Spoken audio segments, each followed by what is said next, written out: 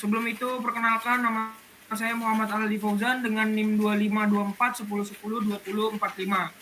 Boleh perkenalkan diri? Ya, perkenalkan nama saya Azmi Aludin Layubi dengan NIM 252410102093. Perkenalkan nama saya Azmi Aludin Layubi dengan NIM 252410102094. Next. Zoom deh. Oke, baik. Zoom. Untuk entity dan atribut di sini ada 8, yaitu sebentar ya, ini agak. Oke, ada 8. Yang pertama ada entity bengkel, kategori benda nyata, lalu deskripsinya karena dia objek nyata berdiri sendiri, punya peran penting dan informasi yang harus diorganisir. Alasan dijadikannya entity karena bengkel itu objek nyata yang digunakan sebagai tempat kegiatan praktikum dan lain-lain juga. Lalu atributnya ada nama bengkel, kode bengkel, kapasitas, dan lokasi. Keterangannya keempatnya merupakan informasi yang melekat langsung pada entity bengkel. Lalu yang kedua ada nama entity pelanggan, kategorinya orang, deskripsinya individu yang melakukan transaksi pembelian atau pemakaian jasa atau produk. Lalu alasan dijadikan entity karena pelanggan merupakan individu yang memiliki data penting seperti identitas dan riwayat transaksi. Atributnya nama pelanggan, ID pelanggan, alamat pelanggan, nomor telepon, email. Lalu 3 nih ada entity kendaraan, kategorinya benda nyata, deskripsinya kendaraan pelanggan yang diservis di bengkel memiliki identitas unik berupa nomor polisi, merek, tipe, tahun, dan warna. Lalu alasan dijadikan entity karena kendaraan mempunyai identitas unik dan memiliki atribut deskriptif. Lalu atributnya nomor polisi, merek, tipe, atau model. Keterangannya tidak berdiri sendiri sebagai objek, hanya menjelaskan atau mendeskripsikan entitas kendaraan dan juga beberapa menjadi kunci identitas. Lalu yang keempat ada entity mekanik, kategori abstrak. Deskripsinya itu orang yang melakukan servis kendaraan di bengkel. Setiap mekanik memiliki identitas unik berupa ID mekanik serta data nama yang berhubungan dengan transaksi. Lalu alasan dijadikan entity, mekanik merupakan bagian penting dari sistem bengkel, memiliki identitas yang berhubungan dengan transaksi perbaikan. Lalu atributnya montir, ID mekanik. Keterangannya ID mekanik berfungsi sebagai identitas unik yang membedakan setiap mekanik dalam sistem, sedangkan nama mekanik hanya bersifat deskriptif. Lalu next, ada item layanan atau barang jasa, itu kategori benda nyata, deskripsinya layanan yang ditawarkan perusahaan atau organisasi, contoh servis ganti oli, perawatan rem. Alasan dijadikan entity karena memiliki identitas unik serta informasi yang kompleks seperti deskriptif, harga, dan durasi layanan yang perlu disimpan secara terpisah. Lalu atributnya nama layanan, ID item layanan, deskripsi layanan, harga layanan, durasi layanan.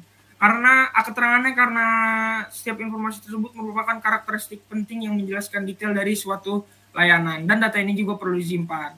Lalu ada transaksi atau faktur, itu kategori peristiwa, deskripsinya adalah menjadi catatan resmi yang mempresentasikan kegiatan pembelian atau penggunaan layanan oleh pelanggan. Lalu alasan dijadikan entity karena merupakan bukti resmi terjadinya kegiatan bisnis yang menyimpan informasi penting seperti identitas pelanggan, item layanan, dan lain-lain. Lalu atributnya ada total harga, ID transaksi, jumlah item.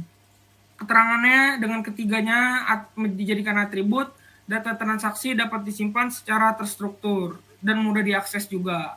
Lalu terakhir service, kategorinya peristiwa, mempresentasikan jenis layanan atau jasa yang diberikan oleh perusahaan atau organisasi. Alasan dijadikan entity karena memiliki identitas unik dan informasi yang kompleks seperti nama, deskripsi, dan harga serta durasi yang perlu disimpan secara terpisah agar tidak terjadi redundan. Lalu atributnya nama service, ID service, durasi service. Keterangannya karena ketiga merupakan informasi utama yang mendefinisikan sebuah layanan. ID service sebagai identitas unik untuk membedakan setiap layanan. Nama service memberikan penamaan yang jelas agar mudah dikenali. Next, ada mengidentifikasi multi-value dan redundant attribute. Multi-value dari entity bengkel ada kapasitas, kategorinya abstrak, deskripsinya ukuran atau kemampuan maksimum untuk menampung suatu objek. Lalu alasan dijadikan entity karena memiliki identitas unik, dapat memiliki atribut tambahan seperti tipe atau kategori, dan dapat berelasi dengan banyak entity lain. Lalu atributnya ID kapasitas, nilai, tipe atau kategori, ID bengkel. Keterangannya tidak ada karena tidak ada perulangan. Lalu redundant dari entity nama bengkel itu ada nama bengkel, terus kategori abstrak, deskripsinya merepresentasikan identitas unik setiap bengkel untuk menghubungkan data transaksi, layanan, dan lain-lain. Lalu alasan dijadikan entity itu redundan, atributnya ID bengkel, alamat bengkel, jenis bengkel. Keterangannya setelah nama bengkel jadi entity, atribut ini dihapus dan kapasitas pada entity terkait cukup dicatat UID dan nama bengkelnya. UID nama bengkelnya. Lalu nama entity, tipe model, kategori nyata, deskripsinya mempresentasikan kategori atau versi spesifik dari suatu produk. Lalu alasan dijadikan entity karena punya karakteristik unik yang mempengaruhi layanan dan transaksi, dan juga atributnya kategori deskripsi. Keterangannya tidak ada karena redundan, karena karena tidak ada perulangan. Lalu nama entity-nya nomor telepon, kategori abstrak, lalu deskripsinya berupa angka yang digunakan untuk menghubungi individu ataupun organisasi. Alasan dijadikan entity karena dikelola secara mandiri, terutama ketika entity dengan menjadikan entity, nomor telepon dapat dihubungkan dengan banyak entity lain. Atributnya ID telepon, ID pelanggan, jenis telepon. Keterangannya sama, dia akan dihapus dari pelanggan dan cukup dicatat UID teleponnya, nomor teleponnya saja. Lalu bisa dilanjutkan oleh teman saya. Ya, baik, yang selanjutnya itu ada multi value dari entity mekanik ya. Jadi nama entity itu montir. Untuk kategorinya itu orang individu. Jadi digunakannya itu untuk menyimpan identitas montir yang bertugas dan melakukan layanan atau perbaikan. Dan untuk alasan dijadikan entity itu untuk mencatat identitas montir agar mudah dalam pembagian tugas dan pelacakan pekerjaan. Untuk atributnya itu ID montir, nomor telepon. Untuk keterangannya tidak ada karena tidak perulangan. Selanjutnya itu ada entity transaksi, yaitu total harga. Kategorinya abstrak. Digunakan untuk mempresentasikan nilai akumulasi dari seluruh item dan layanan.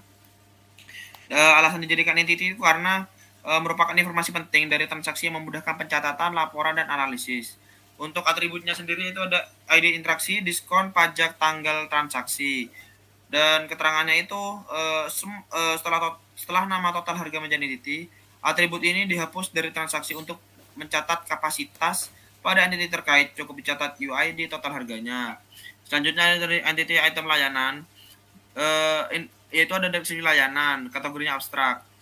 Deskripsinya itu memberi informasi detail tiap layanan agar transaksi dan item layanan tercatat secara tepat. Untuk alasannya itu dijadikan entity sendiri karena setiap layanan memiliki informasi unik yang perlu dicatat terpisah agar transaksi lebih terstruktur.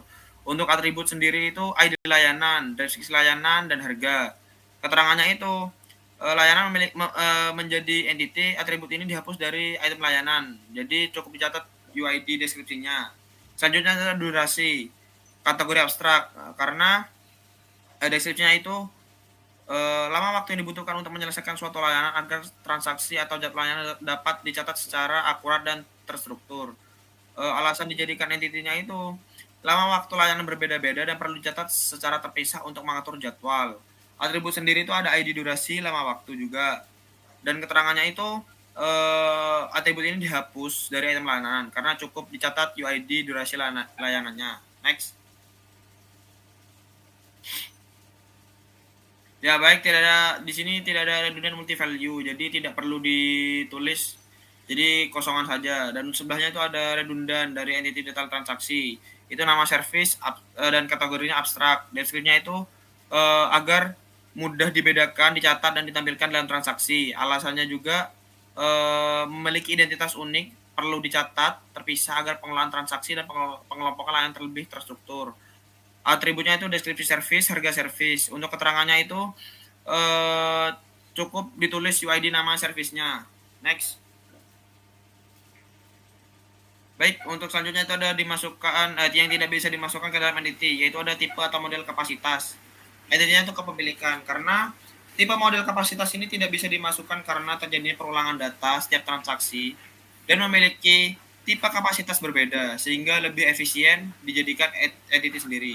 Next. Tentukan primary UID dan secondary UID setiap entity. Bengkel itu ID untuk di sini itu semuanya menggunakan daftar UID-nya ID. Untuk bengkel itu artificial sama secondary, untuk pelanggan natural primary, untuk kendaraan itu artificial sama secondary, mekanik itu artificial primary, item layanan itu artificial primary, transaksi atau faktur itu artificial secondary, detail transaksi itu artificial atau primary, service itu artificial atau primary. Next. Selanjutnya bisa dijelaskan oleh rekan saya. Baik, Sekian, di terima sini kasih. ada identifikasi relationship antar entity. Nah, di sini untuk setiap entity sudah dapat semua dalam relationship-nya. Untuk pembahasan dalam akan dilanjutkan di modul 2. Terima kasih. Oke, baik. Langsung saja kita lanjutkan.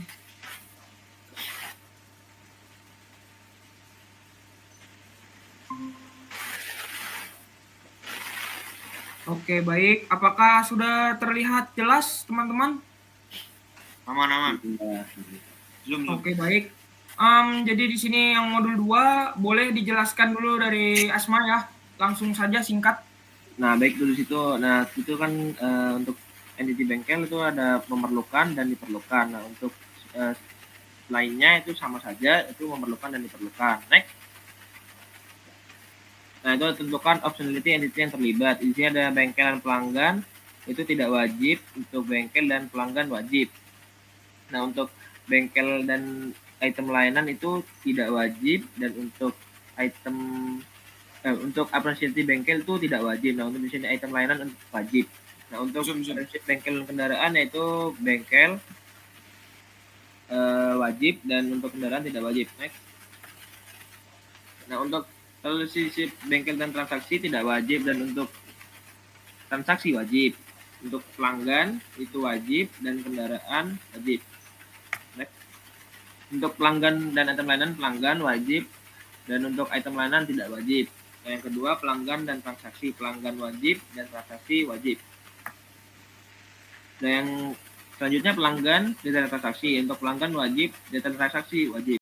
Untuk kendaraan mekanik tidak wajib, dan mekanik wajib. Kendaraan transaksi, kendaraan sendiri tidak wajib, dan transaksi wajib. Nah, untuk kendaraan wajib dan servis wajib.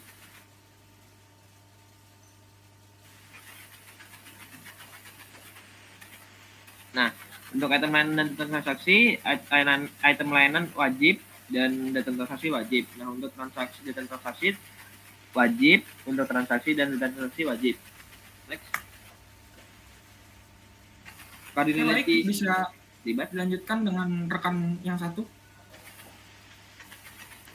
Baik, selanjutnya itu ada cardinality ya, setiap entity yang terlibat. Untuk cardinality itu one to many ya. Jadi untuk cardinality yang bengkel pelanggan itu one to many, dan bengkel kendaraan itu one to many. Next. Untuk bengkel ke item layanan itu one to many juga, dan untuk bengkel ke transaksi juga itu one to many. Next. Untuk pelanggan ke kendaraan one to many, dan untuk pelanggan ke item layanan itu many to many. Next. Untuk pelanggan ke interaksi itu one to many, dan pelanggan ke detail transaksi itu one to many. Next.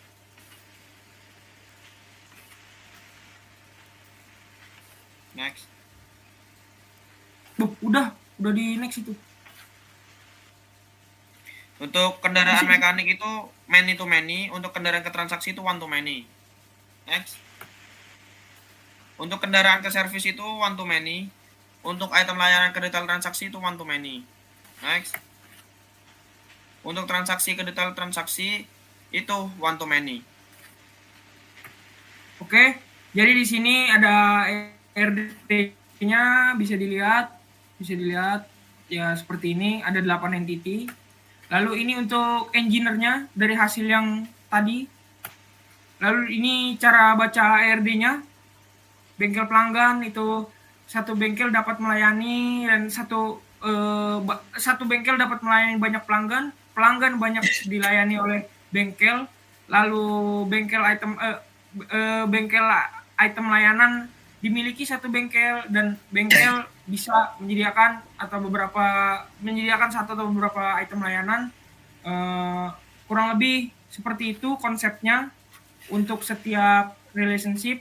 Bisa dilihat juga ini yang transaksi kendaraan ini, kendaraan servis, pelanggan detail transaksi, kendaraan transaksi, ada item layanan detail transaksi. Lalu yang terakhir ini ada transaksi detail transaksi, itu setiap detail transaksi terkait pada satu dan hanya satu transaksi, dan setiap transaksi dapat memiliki satu atau banyak detail transaksi. Sekian, terima kasih. Jadi untuk pemaparan materi dari kelompok 5 sudah selesai. Sekian dari kami. Wassalamualaikum warahmatullahi wabarakatuh.